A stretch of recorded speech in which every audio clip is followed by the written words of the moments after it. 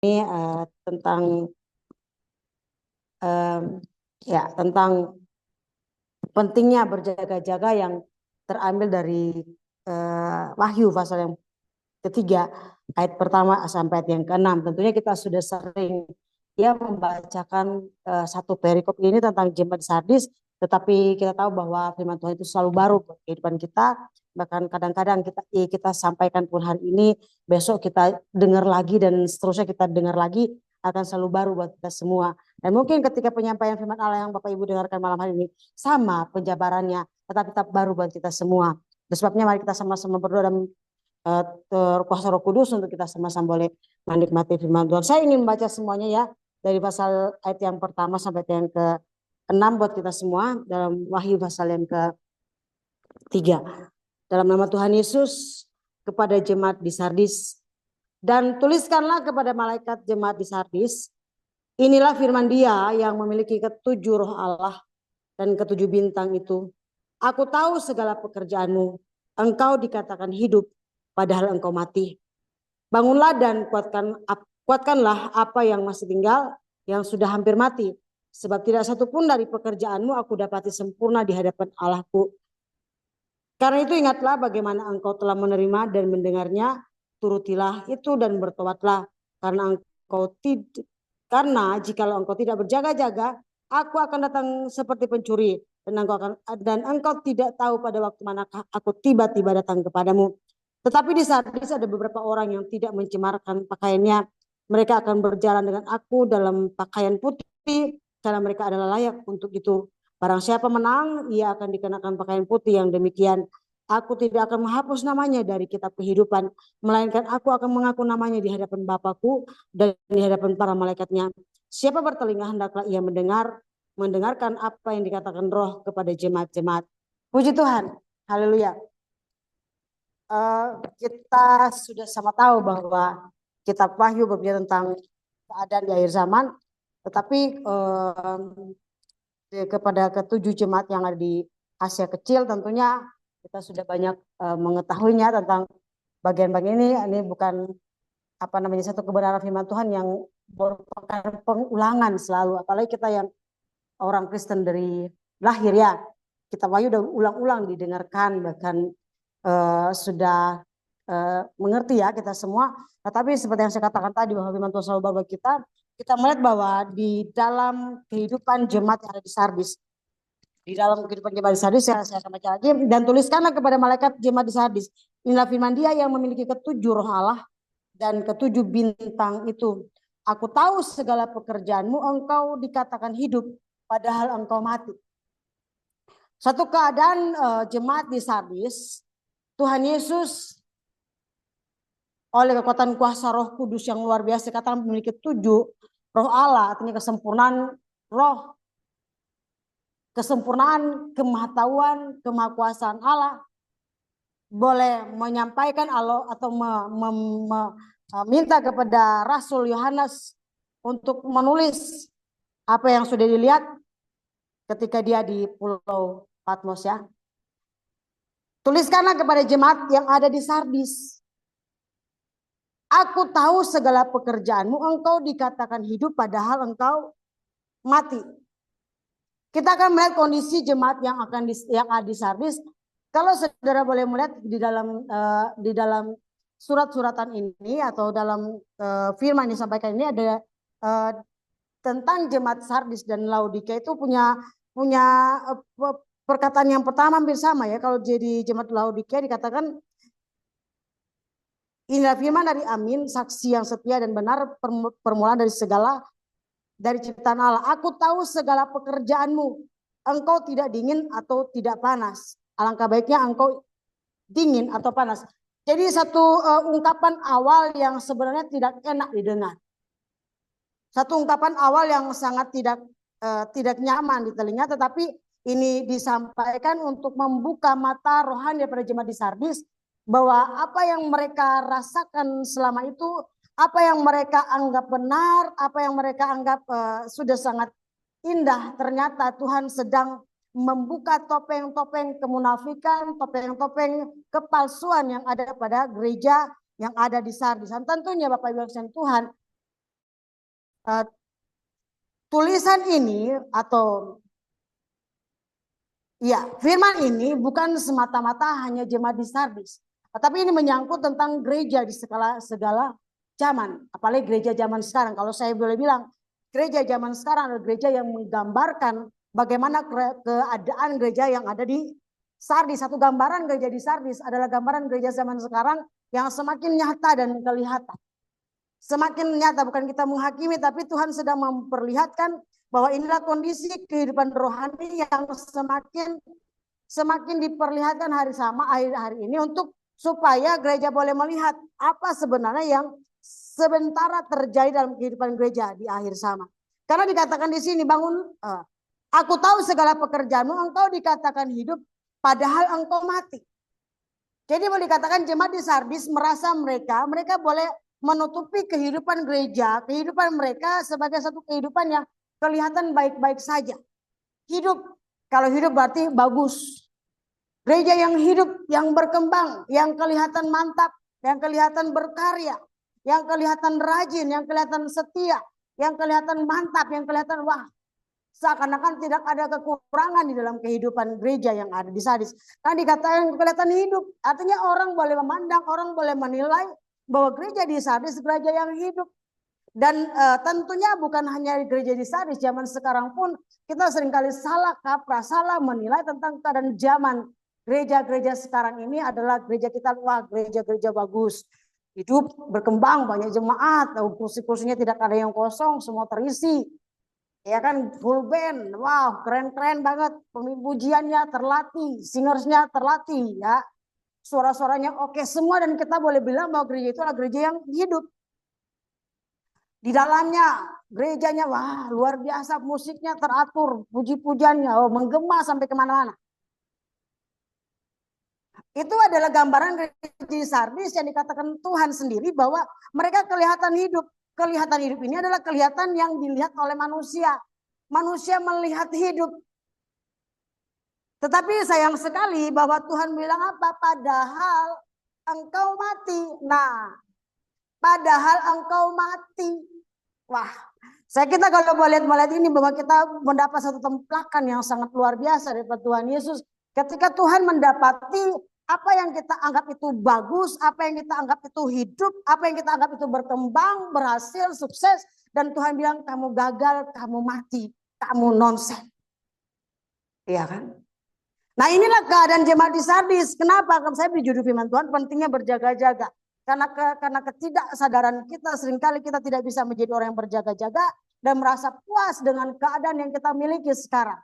Jemaat Sardis merasa puas dengan keberhasilan mereka hidup di mata orang. Tetapi Tuhan bilang engkau mati. Sayang sekali Bapak Ibu yang Tuhan ya, perjuangan kita bertahun-tahun dirikan gereja ya kalau hamba-hamba Tuhan bangun gereja besar-besar kemudian banyak jemaat, tapi Tuhan bilang aduh sayang sekali. Banyak ribuan jemaat hadir di gereja ya. Kalau di Manado ya ratusan ribuan. Kalau kita puluhan aja udah bos. Bersyukur sekali di gereja. Daerah minoritas. Itu pun saya bilang sama jemaat Tuhan. Kita sudah orang 20-30. Tapi kalau tidak semuanya 100% di hadapan Tuhan. Kasihan, sayang sekali. 30 orang. Tetapi dalam jemaat hanya 2 orang yang benar-benar hidup. Hanya 2 orang yang benar-benar berjaga-jaga kan sayang. Itu sebabnya perlu kita untuk melihat kepada diri kita dan berjaga-jaga tentang keadaan sekarang. Melihat apakah posisi kita, posisi kehidupan kita. Sebab gereja itu bukan hanya sebuah bangunan. Tetapi pribadi kita. Sebab gereja, sebuah bangunan gereja atau sebuah organisasi terbentuk menjadi indah ketika komunitas terkecil. Jemaat keluarga dari bapak, ibu, dan anak-anak itu terbangun menjadi keluarga yang diberkati Tuhan dengan takut akan Tuhan. Maka ketika keluarga yang takut akan Tuhan datang ke sebuah gereja, mengisi sebuah ruangan gereja di mana ada keluarga-keluarga yang menjadi berkat itu hidup sekali. Engkau dikatakan hidup tapi mati. Lalu bangunlah dan kuatkanlah apalagi yang masih tinggal dan sudah hampir mati. Sekarang kita akan melihat dikatakan hidup tapi mati. Mengapa dikatakan hidup tetapi mati? Kalau saudara baca di dalam ayat yang keempat, saya akan baca ayat yang keempat. Tetapi di Sardis ada beberapa orang yang tidak mencemarkan pakaiannya.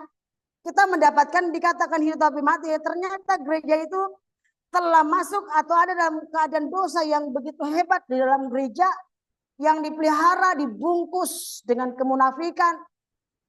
Kenapa dikatakan tetapi di sana ada beberapa orang, artinya hanya sedikit orang yang tidak mencemarkan kainnya. Artinya bahwa dalam gereja itu sudah ada dosa perzinahan, dosa kenajisan yang tertutup rapat,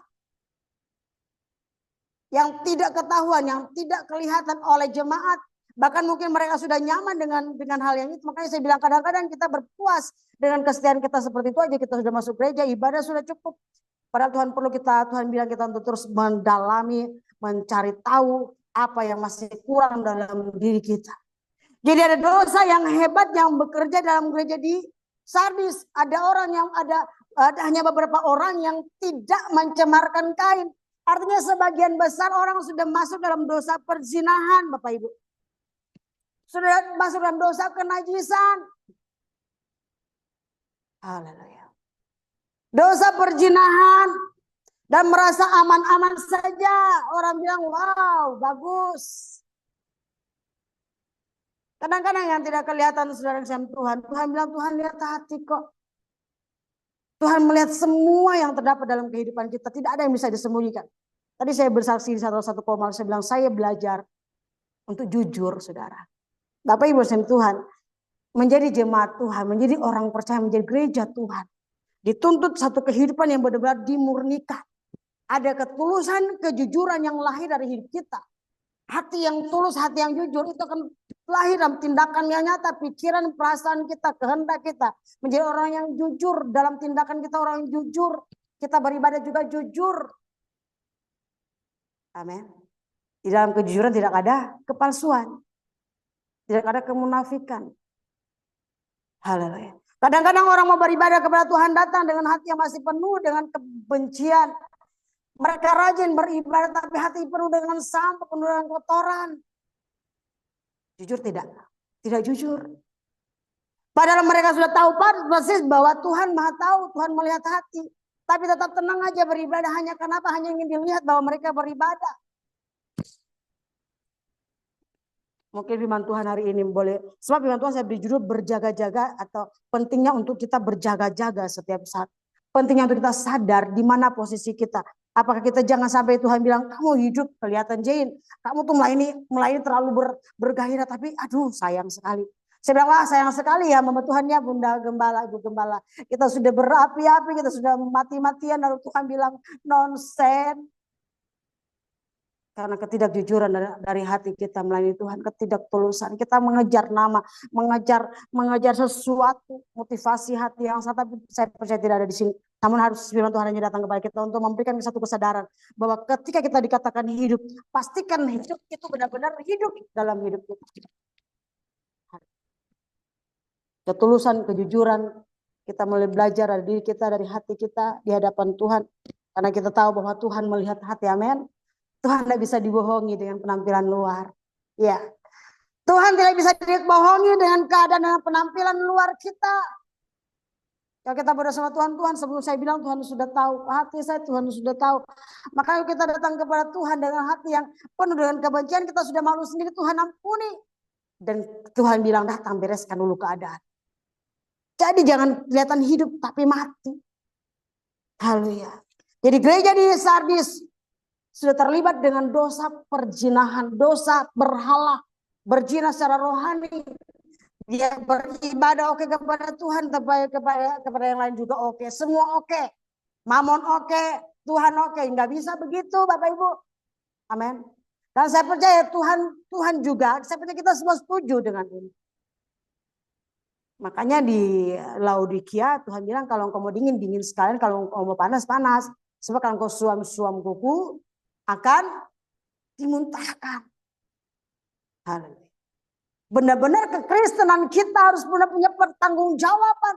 Kalau kita bilang kita cinta Tuhan, tunjukkan, buktikan bahwa kita cinta Tuhan. Ya, buktikan. Dan bukan sekedar tindakan kata-kata semata. Tetapi kita bisa lahir dari kehidupan kita. Bagaimana kehidupan kita yang melayani, yang jujur di hadapan Tuhan, hati yang iba terhadap jiwa-jiwa yang belum bertobat, hati yang jiwa terhadap jemaat Tuhan yang masih belum bertumbuh, hati yang rindu membuat mereka bertumbuh, sekalipun secara manusia kita tidak sanggup membuat mereka bertumbuh, karena itu urusan Tuhan. Kita hanya bisa memberi firman. Tetapi ketika hati iba, hati yang mulai itu ada dalam hidup kita, maka saya percaya Tuhan memperhitungkan. Saya selalu bilang sama Tuhan, Tuhan, lah ini jemaat sudah berapa tahun saya lagi. Tapi tentang pertumbuhan rohani, saya tahu saya tidak kurang untuk menyampaikan firman kepada mereka. Saya ingin berdoa, Tuhan tolong perbaiki hati mereka. Selamatkan mereka seutuhnya. Jangan hanya jadi pendengar, tetapi menjadi pelaku. Nah Bapak Ibu yang saya Tuhan, jemaat Tuhan, kita semua gembala sidang melihat sendiri. Bagaimana gereja Tuhan yang menjadi pelaku-pelaku firman. Ini pelaku-pelaku firman ini Bapak Ibu coba cari. Belum banyak. Saya gembala sidang, saya lihat. Dari sekian banyak jemaat yang saya layani, hanya 1-2 orang. Bapak Ibu hanya 1-2 orang. Bahkan itu pun belum 100%. Saya tidak sedang menunjuk bahwa saya 100%. Tidak. Tapi kita punya firman yang menjadi ukurannya. Tapi kita tidak menghakimi mereka. Maka Tuhan bilang apa? Hidup tapi mati. Lalu bagian yang kedua ini yang paling penting. Hilangnya motivasi yang mula-mula. Mereka dikatakan hidup tapi mati. Yang pertama, kedapatan dosa berhala dalam hidup mereka, perjinahan dalam kehidupan gereja. Dan kedua, mereka kehilangan motivasi mula-mula dalam gereja, motivasi mula-mula dalam pengiringan kepada Tuhan. Saudara, ketika saya menjadi seorang hamba Tuhan, saya sekolah Alkitab. Ya, Mamfana ya sekolah Alkitab. Waktu kita sekolah kita ya Gembala Inca, aduh menggebu-gebu kita masuk sekolah kita nyanyi itu wah sampai kemana-mana. Ku mau melayani Tuhan itu, waduh rohnya itu bernyala-nyala sekali waktu kami di sekolah kita. Seperti apa namanya, dibakar setiap hari. Aku mau melayani walaupun turun gunung, naik gunung, walaupun jalan sempit apapun itu, karena kita termotivasi oleh hamba Tuhan yang tua, oleh para pendiri gereja, bahkan para hamba Tuhan penginjil-penginjil. Kita termotivasi karena mendengar kesaksian mereka yang luar biasa. Kita termotivasi. Jadi artinya bahwa motivasi awal kita dalam melayani Tuhan dengan sungguh-sungguh. Tetapi ketika masuk dalam pelayanan mulai melihat, aduh teman saya yang satu sana sudah berhasil. Dia sudah punya mobil kan, sudah punya motor bagus, gerejanya gede, jemaatnya banyak. Oke, kalau motivasi itu motivasi yang bagus, yang membangun supaya kita berpacu untuk seperti mereka. Tapi sayangnya sekarang Bapak Ibu sekalian Tuhan, orang-orang termotivasi untuk punya mobil, gonta-ganti mobil. Oh iya, kalau ketemu gembala lain, maaf ya, ada jemaat Tuhan. Kalau ketemu hamba Tuhan lain, dikatakan, wah keren ya, sudah ganti mobil lagi, sudah ganti motor lagi ya. Aduh, haleluya. Tapi saya percaya, saya hanya sedang menyampaikan sesuatu, tapi saya berarti tidak keren di sini ya. Seperti itu, kita punya motivasi apa? Motivasi awal harus kita miliki kembali. Jadi yang kedua ada hilangnya motivasi mula-mula di dalam kehidupan gereja. Motivasi mula-mula adalah motivasi melayani Tuhan dengan sungguh-sungguh. Motivasi untuk memberi yang terbaik. Motivasi hanya untuk memuliakan nama Tuhan. Motivasi hanya untuk mencari perhatian Tuhan, mencari penilaian Tuhan. Akhirnya kita menjadi orang yang punya motivasi yang lain untuk mendapat pengakuan daripada manusia. Mendapat pengakuan daripada orang lain. Wah, Ibu Pendeta Jane ya, sekarang hebat ya. Kalau nak dibilang hebat nggak mau, ya kan? Saya percaya tidak ada di antara kita. Saudara yang kasihan Tuhan, sebuah gereja, suatu gereja, ketika mendapat reputasi yang baik, ini Steve Gregg yang ngomong ya, saya catat di sini. Sekali suatu gereja mendapat reputasi yang baik, maka haleluya. Mereka adalah kemungkinan besar mereka akan meneruskan aktivitas yang sama sekalipun kehilangan motivasi awal. Artinya begini, sebuah gereja selalu mendapatkan pujian karena punya reputasi yang baik. Nah, ada kemungkinan besar gereja tersebut akan meneruskan aktivitas yang dipuji, yang dapat pujian tadi akan meneruskan, bahkan mereka akan mengembangkan cara-cara yang mereka buat untuk lebih mendapatkan pujian. Sekalipun motivasi yang sebenarnya disingkirkan, terhilang. Saya di Natal kemarin ada kami PWK ikut Natal ya, Bapak Ibu. Ini yang saya mungkin contoh yang saya teringat. Apa contohnya? Ketika kami ikut Natal, kami Natalan itu karena PWKI kami pengurus-pengurus gembala dan itu udah tersusun bagus acaranya, udah tersusun rapi bagus. Rupanya dikasih jam-jam tertentu dan ada undangan non Kristen datang ke acara itu. Dan itu merupakan tamu VIP ya, VIP malah. Dan ketika mereka datang kami sudah ibadah sama-sama, sudah memuji Tuhan, sudah tampilkan penampilan setiap anggota-anggota grup-grup yang sudah berlatih, ada pujian, ada tarian dan lain sebagainya, datang pada firman Allah. Ketika datang pada firman Allah, sementara firman Allah Bapak Ibu, sementara firman Allah saudara Tuhan, datanglah tamu VIP karena perjanjiannya harus selesai firman Tuhan baru datang, tapi mereka datang lebih awal, jadi datanglah di saat firman Tuhan. Akhirnya firman Tuhan disuruh sesegera mungkin katanya, dipercepat karena tamu VIP. Ada pemerintah yang bukan orang Kristen. Saya di close saya bilang, Tuhan, tolong. Sebenarnya acara Natal ini untuk siapa sebenarnya? Sebenarnya ibadah ini untuk siapa sebenarnya?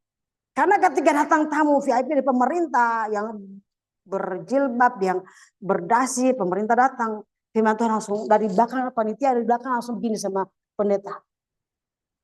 Segera mungkin stop. Saya di dalam hati saya itu sampai saya balik ke jemaat. Kalau begini caranya, untuk apa aja? Jadi sekarang banyak yang beralih begitu, lebih motivasi sudah berbeda dan bukan hanya itu satu contoh dari ribuan banyak kasus yang seperti itu di Indonesia. Mereka kehilangan motivasi mula-mula, nama Tuhan itu menjadi sekesekian. Kalau sudah acara begitu ya sudahlah, kalau pemerintah datang, ada tamu-tamu terhormat datang, Tuhan menjadi tempat duduk paling belakang. Kehilangan motivasi mula-mula. Acaranya keren, bagus, tertata rapi, wah dapat pujian. Tapi saya ingat Tuhan Yesus bilang, mati. Hidup tapi mati. Ini gambaran gereja sekarang juga. Kayak saya bilang sama jemaat Tuhan di sini, saudara yang kasih Tuhan. Kalau kita punya jiwa, kalau kita dijadikan seperti itu, nangis gak kita? Tentang siapa sih perayaan itu? Yang ulang tahun itu siapa? Iya kan? Yang ulang tahun itu si Tuhan Yesus, yang bersangkutan Tuhan Yesus.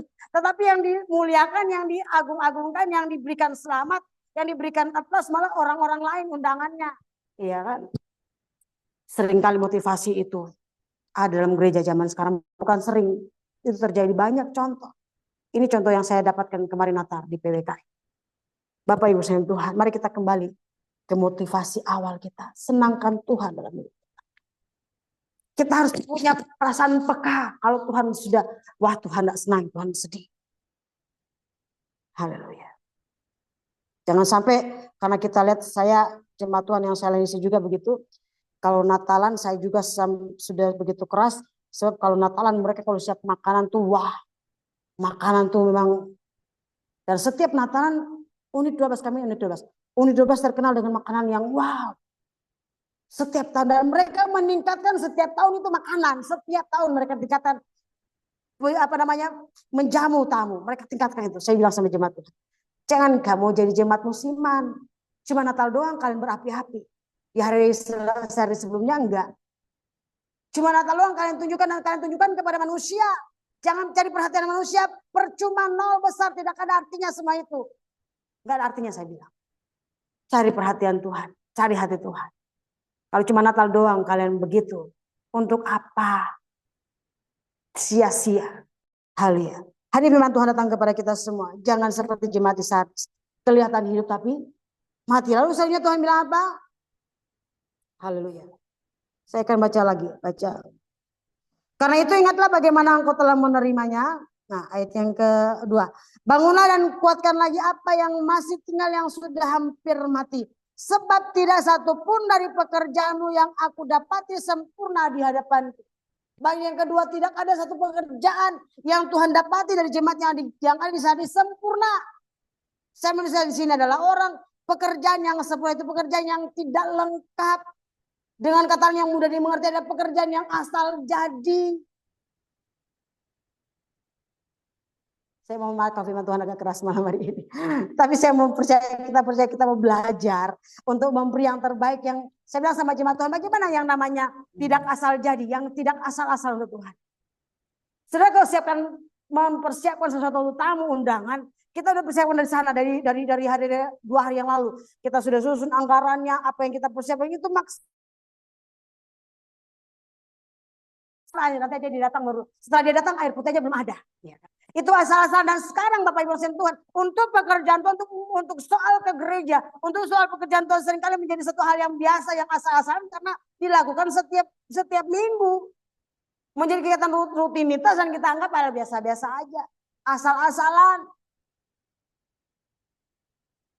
Hal tidak ada ya. Saya percaya tidak ada di sini. Kenapa? Kalau jam berangkat ke kantor itu, kalau ke kantor pasti tepat waktu ya. Tapi kalau ke gereja, nanti aja duduk paling belakang. Halo, masih mendengar? Kalau kita acara kegiatan sesuatu harus datang jam sekian, sudah datang, cepat. Undangan orang terkenal yang undang nih. Tapi untuk pekerjaan Tuhan nanti sudah tidak lengkap, asal-asal. Makanya firman Tuhan datang kepada kita, mari firman Tuhan bilang, tidak satu pun dari pekerjaanmu yang dapat disempurna, tapi malam hari kita boleh dapatkan. Ketika kita sadar ini, kita diberikan satu perhatian bahwa pentingnya kita berjaga-jaga tentang keadaan kita. Kita terus mengevaluasi hidup kita, mengevaluasi apa yang kita kerjakan di setiap hari, di sore hari. Kita evaluasi diri kita di hadapan Tuhan. Kita lihat diri kita di hadapan Tuhan. Dan kita boleh mendapatkan Tuhan. Sekiranya ada yang tidak berkenan hari ini Tuhan nyatakan dan Tuhan tolong saya untuk bisa memperbaiki semua. Haleluya. Sehingga Tuhan supaya ketika Tuhan datang, Tuhan mendapati kita beberapa orang yang tidak mencemarkan kain, yang melakukan pekerjaan Tuhan tidak asal-asalan, tetapi dengan serius. Haleluya. Kembali kepada motivasi awal. Mari kita kembali ke motivasi, saya baca lagi. Haleluya. Ayat yang keempat, tetapi di Sardis ada beberapa orang yang tidak mencemarkan pakaiannya. Mereka akan berjalan dengan aku dalam pakaian putih. Karena mereka adalah layak untuk itu. Mari kita berjuang untuk berjalan bersama dengan Tuhan dalam pakaian putih. Pakaian putih itu berarti pakaian kekudusan. Artinya kita tidak tercemar oleh dosa. Kita tidak terjerumus kepada pergaulan-pergaulan yang merusak. Kita tidak menjadi orang yang menjadi kebanyakan orang di dunia ini. Yang menjadi asal-asalan. Tapi menjadi orang yang hanya beberapa orang. Dikatakan firman Tuhan. Ada beberapa orang yang didapati tidak mencemarkan kainnya. Kita ada di beberapa orang itu Bapak Ibu. Firman Tuhan bilang banyak yang terpanggil. Sedikit yang terpilih. Yang terdahulu, yang terkemudian menjadi terdahulu. Mari kita ada di antara orang-orang yang terpilih. Kita pastikan diri kita ada di antara mereka yang tidak mencemarkan kainnya. Ayat yang kelima, barang siapa menang, ia akan dikenakan pakaian putih yang demikian. Aku tidak akan menghapus namanya dari kitab kehidupan. Melainkan aku akan mengaku namanya di hadapan Bapakku dan di hadapan para malaikatnya. Ada kemungkinan nama kita nama juga terhapus dari buku kehidupan. Ketika kita tidak berjaga-jaga. Maka firman Tuhan datang kepada kita malam hari ini. Pentingnya berjaga-jaga adalah terus mengevaluasi, memperhatikan diri kita. Bahwa diri kita tetap ada dalam kebenaran firman Tuhan. Kita tidak jauh, kita tidak melenceng. Sekalipun kita banyak kekurangan, banyak keterbatasan, kita punya Roh Kudus yang manis, yang dia dalam hidup kita, yang mengingatkan kita terus. Ketika kita mulai melenceng, Roh Kudus menginsafkan kita. Amin. Dan ketika Roh Kudus menginsafkan kita, kita tahu kita salah, maka kita kembali ke jalan yang benar. Pentingnya kita punya Roh Kudus dan pastikan Roh Kudus hidup dalam kita. Dan pastikan kita penuh dengan Roh Kudus, sehingga kita berjalan dalam kuasa firman dan Roh Kudusnya. Kita tidak hidup dalam daging, kita hidup dalam roh, kita diberkati, kita dikuatkan, kita dibawa kepada seluruh kebenaran, sehingga kita didapati beberapa orang yang tidak mencemarkan kain. Amin. Haleluya. Walaupun hanya sedikit, pastikan kita ada di bagian yang sedikit itu. Tapi kita berdoa supaya bangsa kita diselamatkan. Banyak orang diselamatkan untuk hormat kemuliaan nama Tuhan. Yang terakhir, siapa bertelinga? Hendaklah yang mendengar apa yang dikatakan roh kepada jemaat Tuhan. Mari Bapak Ibu yang kasihan Tuhan, kita malam ini sudah dengar firman Tuhan mungkin sederhana atau mungkin terlalu keras. Biarlah kita mendengar dengan sukacita, pastikan hidup kita dalam kemurnian iman yang Tuhan inginkan. Kita terus minta kepada Tuhan, minta kepada Roh Kudus untuk terus hidup dalam hidup kita supaya kita tetap di dalam kontrol firman Allah. Kita tetap dalam pengendalian Roh Kudus. Hidup kita menjadi berkat bagi banyak orang. Sehingga pelayanan kita, kehidupan kita tidak menjadi celah bagi banyak orang.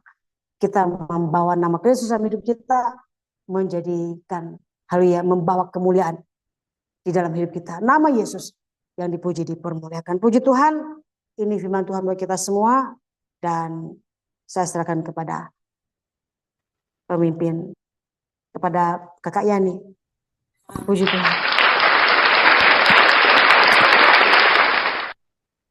Puji Tuhan, luar biasa firman Tuhan pada malam hari ini dengan tema pentingnya berjaga-jaga. Memang kita di akhir-akhir ini harus berjaga-jaga karena kedatangan Tuhan tidak diketahui oleh siapapun. Sebab itu Yesus memperingatkan supaya tetap mengaktifkan iman, berjaga-jaga secara rohani, dan Yesus memperingatkan bahwa dia datang seperti seorang pencuri yang tidak diketahui oleh siapapun, dan kita orang-orang yang percaya, baiklah kita mengaktifkan iman kita dan setia berjaga-jaga, berarti hidup dalam pertobatan, menaati setiap firman Tuhan dan tidak terbuai oleh kenyamanan dunia. Jadi janji Tuhan bagi orang yang menang yaitu mereka atau kita yang setia dan nama kita tidak akan dihapus dalam kitab kehidupan, diakui di hadapan Bapa dan para malaikat. Sebab itu tetap berjaga-jaga. Berjaga-jaga bukan hanya sekedar atau tentang menunggu akhir zaman, tetapi juga menjaga integritas iman kita setiap hari. Dan biarlah firman Tuhan bukan hanya kita dengar saja, tetapi biarlah kita realisasikan di dalam kehidupan kita, di dalam kita mengiringkan akan Tuhan. Puji Tuhan, Tuhan memberkati. Bunda Jaina sudah memberkati kita lewat firman Tuhan, dan biarlah setiap firman Tuhan yang kita dengarkan pada malam hari ini membangun iman kita dan kita aplikasikan di dalam setiap kehidupan kita. Puji Tuhan, kita akan doa syukur firman, dan doa syukur firman nanti Bunda Nova bisa ya untuk doa syukur firman. Tapi kita angkat satu pujian penyembahan. Kita angkat satu pujian. Just one bar. Wait, lights in. Side G.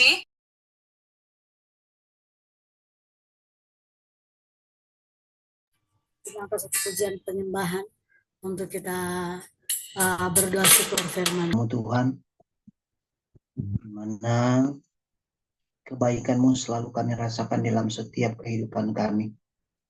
Tuhan Allah Bapa dalam surga, malam hari ini Tuhan, kami sangat berterima kasih Tuhan untuk semua penyertaan-Mu Tuhan, untuk semua yang Tuhan nyatakan dalam kehidupan kami pribadi lepas pribadi Tuhan. Kami percaya Engkau terlalu baik bagi setiap kehidupan kami, sehingga tidak ada alasan bagi kami untuk tidak mengucap syukur atas semua yang Tuhan sudah lakukan dalam setiap kehidupan kami. Ajar kami Tuhan untuk selalu tetap berjaga-jaga Tuhan. Dunia boleh jahat, tapi kami percaya ketika kami berjaga-jaga dengan Engkau Tuhan, segala sesuatu akan diindahkan daripada kehidupan kami. Tuhan Allah Bapa dalam surga, berkati kehidupan kami semua Tuhan. Kami yang sudah menerima kebenaran firman-Mu Tuhan. Kami yang sudah diajar dengan kebenaran firman-Mu Tuhan. Ajar kami Tuhan terus agar supaya di dalam kehidupan kami Tuhan, kami semakin kuat, kami semakin waspada dengan kehidupan kami, dengan keberadaan kehidupan kami Tuhan. Kami serahkan seutuhnya ke dalam tangan-Mu Tuhan. Kami percaya kami lemah, kami tidak bisa berbuat apa-apa tanpa firman-Mu Tuhan. Kami bukan siapa-siapa, kami bukan apa-apa, tapi kami percaya kami punya Tuhan yang luar biasa, Tuhan yang dahsyat di dalam setiap kehidupan kami. Tuhan Allah Bapa dalam sorga, malam hari ini Tuhan, ini kami Tuhan dengan segala permohonan kami. Ini kami Tuhan dengan segala keluh kesah kami Tuhan. Malam hari ini Tuhan izinkan kami Tuhan memohon, meminta hanya kepadamu Tuhan. Karena kami percaya Tuhan dengan bermohon kepadamu Tuhan. Engkau adalah jawaban yang sesungguhnya dalam setiap kehidupan kami. Di dalam setiap pergumulan kehidupan kami. Baik kami yang ada dalam pergumulan pelayanan. Baik kami yang ada dalam pergumulan rumah tangga. Baik kami yang ada dalam pergumulan kehidupan selanjutnya. Bahkan kami yang ada dalam pergumulan masalah kesehatan Tuhan. Kami taruh semua ke dalam tangan-Mu Tuhan. Biarlah kiranya Tuhan yang menjadi sumber kekuatan kami. Biarlah kiranya Tuhan yang menjadi dasar dalam setiap kehidupan kami. Ajar kami Tuhan untuk selalu tetap percaya bahwa di dalam nama Tuhan Yesus Kristus kami semakin hari semakin dikuatkan. Iman kami Tuhan semakin bertumbuh. Kami percaya hanya dengan Engkau Tuhan kami bisa melewati segala rintangan dalam setiap kehidupan kami. Tuhan Allah Bapa dalam sorga, berkati kehidupan kami, room-room yang dalam melayani akan Engkau Tuhan, yang sementara memberitakan kebenaran firman-Mu Tuhan, yang sehari-harinya Tuhan ada di dalam pergumulan, yang sehari-harinya berseru kepadamu Tuhan. Biarlah kiranya Tuhan yang menilik dari tempat yang maha tinggi Tuhan. Dalam hal ini Tuhan, dunia semakin hari semakin jahat Tuhan. Tapi izinkan kami Tuhan untuk selalu memberitakan akan kebenaran firman-Mu. Lewat room-room yang ada Tuhan, biarlah kiranya Tuhan berkenan agar semakin banyak jiwa-jiwa yang datang memuji, membesarkan, mengakui bahwa Engkau Tuhan Juru Selamat yang hidup, yang layak disembah seperti Allah yang kami sembah pada malam hari ini.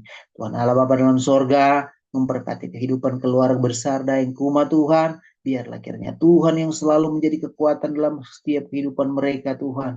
Biarlah kiranya Tuhan yang selalu menjadi penopang dalam setiap kehidupan mereka. Kebutuhan-kebutuhan mereka Tuhan.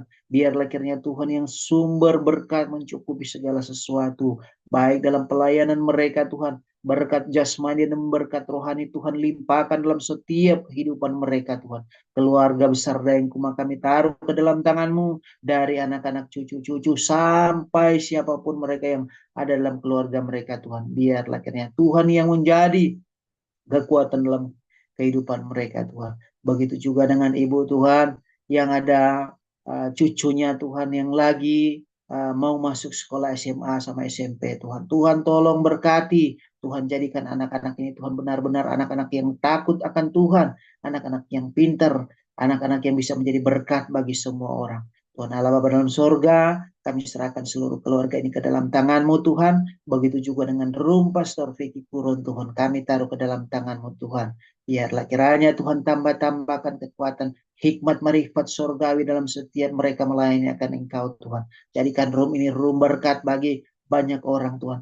Agar semakin hari semakin menjangkau jiwa-jiwa yang tidak mengenal akan Engkau Tuhan. Menjadi mengenal akan Engkau Tuhan lewat pelayan-pelayan daripada Bapak Pastor Vicky Purun serta istri. Tuhan Allah Bapa dalam sorga, rangkaian keberadaan kehidupan semua kami taruh ke dalam tangan-Mu. Baik kami yang hadir di malam hari ini, biarlah kiranya Tuhan yang selalu menjadi pedoman dalam kehidupan kami, di mana kami telah mendengarkan kebenaran firman Pastor Ibu Jaina Akai. Tuhan berkati sebagai gembala sidang Tuhan. Biarlah kiranya Tuhan yang selalu menjaga kehidupan keluarga ini Tuhan. Biarlah kiranya Tuhan yang selalu menopang pelayanannya yang ada di sana Tuhan. Tambahkan bilangan jiwa-jiwa Tuhan. Agar di dalam pelayanan kehidupan keluarga hamba-Mu Tuhan. Tuhan yang selalu menjadi benteng sesungguhnya di dalam iman percaya mereka melayani Engkau. Tuhan Allah Bapa dalam sorga, begitu juga kami yang hadir pada malam hari ini. Kami tidak saling mengenal satu dengan yang lain. Tapi kami percaya kami disatukan lewat doa-doa kami Tuhan. Begitu juga kami berdoa kepada keluarga-keluarga kami Tuhan. Apapun yang dibutuhkan keluarga-keluarga kami, anak-anak kami Tuhan, sanak saudara kami Tuhan, kami taruh seutuhnya ke dalam tangan-Mu Tuhan. Biarlah kiranya pemeliharaan sempurna daripada Tuhan Yesus Kristus menjadi milik bagian kami semua. Kalaupun ada di antara keluarga-keluarga kami Tuhan yang mengalami gangguan-gangguan kesehatan Tuhan, kami taruh ke dalam tangan-Mu. Kami percaya Engkau dokter di atas segala dokter, tabib di atas segala tabib. Biarlah mereka semua mendapatkan kesembuhan ilahi daripada-Mu Tuhan, di mana nama Tuhan selalu dipuji, dibesarkan. Nah, Allah Bapa dalam sorga, kami juga berdoa untuk pelayanan-pelayanan yang ada Tuhan, di room-room di TikTok maupun di room-room apa saja Tuhan, di mana nama-Mu diperdengarkan, di mana firman-Mu diperdengarkan. Biarlah itu menjadi satu kebanggaan bagi kehidupan kami orang yang percaya kepadamu Tuhan. Di mana hari-hari ini Tuhan semakin banyak jiwa-jiwa yang datang memuji, membesarkan akan nama-Mu. Tuhan Allah Bapa dalam surga, tak lupa juga kami berdoa untuk bangsa negara kami Tuhan, bangsa Indonesia yang kami cintai, dari Sabang sampai Merauke, Miangas sampai Rotendao. Keberkatan Tuhan melimpah bagi bangsa kami Tuhan. Kalaupun Engkau melihat akhir-akhir ini Tuhan, ada begitu banyak permasalahan yang terjadi dalam kehidupan bangsa kami Tuhan, di mana nama Tuhan sering kali diperdebatkan, tapi kami percaya hanya di dalam nama Tuhan Yesus Kristus ada jaminan keselamatan bagi setiap orang yang percaya kepadamu Tuhan. Tuhan Allah Bapa dalam sorga, lawat kehidupan bangsa kami Tuhan melalui kepemerintahan yang ada, presiden dan wakil presiden, seluruh jajaran kementerian, bahkan lembaga eksekutif, yudikatif, legislatif Tuhan. Biarlah mereka semua menjadi perpanjangan tangan, perpanjangan lidah daripada-Mu Tuhan. Apapun yang mereka lakukan bagi bangsa kami, setiap keputusan-keputusan serta kebijakan-kebijakan yang diambil oleh pemerintah, kami percaya pemerintah adalah wakil Allah Tuhan. Biarlah kiranya Tuhan, apa yang menjadi keputusan serta kebijakan yang ditetapkan bagi kehidupan bangsa Indonesia, mendatangkan kemuliaan bagi nama Tuhan Yesus Kristus sendiri. Allah Bapa dalam sorga, kami juga berdoa untuk kehidupan sosial bangsa kami Tuhan. Biarlah kiranya Tuhan selalu karuniakan keamanan bagi bangsa kami Tuhan. Kalaupun Engkau melihat ada organisasi-organisasi radikal yang seakan-akan mau memecah belah keutuhan bangsa kami, NKRI kami Tuhan, kebinekaan kami Tuhan, kami pertaruhkan di dalam nama Tuhan Yesus Kristus. Biarlah kiranya Tuhan yang selalu menjaga keutuhan bangsa kami Tuhan. Biarlah kiranya Tuhan yang selalu menjaga kehidupan, kerukunan bagi bangsa kami Tuhan. Agar di dalamnya tercipta keamanan, kedamaian, di mana nama Tuhan dipuji dan dibesarkan. Terima kasih Tuhan, kami juga berdoa untuk janda duda, fakir miskin, orang-orang timpang, orang-orang tidak berpengharapan sekalipun. Biarlah kiranya Tuhan yang sumber segala berkat, Tuhan yang sumber segala-galanya menjangkau kehidupan mereka, memberkati kehidupan mereka. Kaum Kedar, kaum Nebayot, Tuhan memberkati. Biarlah dalam setiap mulut mereka dapat mengakui bahwa Engkau Tuhan yang juru selamat, yang layak disembah seperti Allah yang kami sembah pada malam hari ini. Dan Allah Bapa dalam sorga, rangkaian keberadaan kehidupan kami semua yang ada pada malam hari ini, kami bersyukur di dalam nama Tuhan Yesus Kristus. Ini doa serta syukur kami dalam nama Tuhan Yesus Kristus. Haleluya, haleluya, amin. Amin, amin. Puji Tuhan. Tuhan Yesus memberkati pelayanan doa oleh pastor. Dan kita akan mengakhiri ibadah kita pada malam hari ini. Dan doa tutup, doa berkat nanti hamba Tuhan yang sudah melayani pada malam hari ini, Bunda Jaina. Dan kita angkat satu pujian penyembahan Bapa, terima kasih. Memelihara kami sehingga saat kami tidur dan kami bangun besok pagi dengan tubuh sehat dan diberkati Tuhan. Pelihara kami semua Bapa, tubuh, jiwa, dan roh kami dipelihara sempurna oleh Tuhan. Dan saat itu Tuhan, kami akan akhiri ibadah kami pada malam hari ini. Namun kami akan terima berkat-berkat-Mu yang akan memberkati kehidupan kami. Mari kita siapkan hati kita terima berkat Tuhan. Arahkan hati kepada Tuhan dan terima berkat Tuhan. Tuhan memberkati engkau dan melindungi engkau. Tuhan menyinari engkau dengan wajahnya dan memberikan engkau kasih karunia. Tuhan menghadapkan wajahnya kepadamu dan memberikan engkau damai sejahtera. Oleh sebab itu, Bapak Ibu yang kasih Tuhan, terimalah damai sejahtera daripada Bapa di surga. Cinta kasih sayang dari Tuhan Yesus, pertolongan, kekuatan, penghiburan, sukacita yang dikerjakan Roh Kudus tinggal menyertai kita dari sekarang sampai selama-lamanya. Yaitu sampai Tuhan tanggal yang kedua menjemput Bapak Ibu dan saya di awan-awan yang permai, bertemu dengan Raja Surga, Tuhan Yesus Kristus. Terima kasih Tuhan, kami terima semua berkat-Mu dalam nama Tuhan Yesus Kristus. Semua yang percaya katakan amin. Amin. Puji Tuhan. Thank you, selamat malam. Kasih firman-Nya, Tuhan berkati. Sama-sama. Wah, saya nggak ikut dari awal.